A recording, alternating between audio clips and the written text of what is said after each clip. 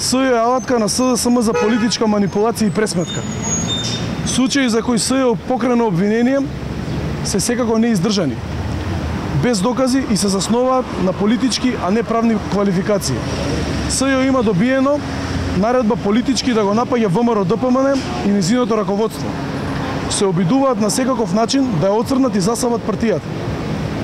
Затоа бараат мерки само против пратеници и функционери на партијата. Затоа без никаков аргумент да се одземат патни исправи на 50 функционери, само на ВМРО ДПМН и никој друг. СЈО и ЗАЕВ се плашат дека вистината за тоа што го прават ќе излезе надвор од Македонија и ќе ја дознаат многу пријатели на Македонија. Нема ниедно друго образложение за ова што го прави СЈО, освен политички обид за изолација и оцрнување. Тоа беше и основата на конструкцијата за сите случаи кои ги покренаа.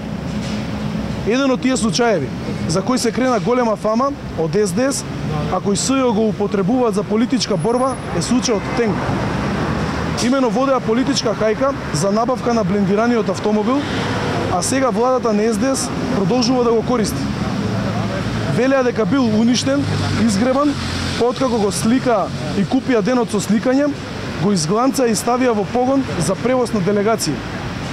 Самиот случај е правен преседан. Фактите се следни. За набавка на автомобилот спроведен е тендер.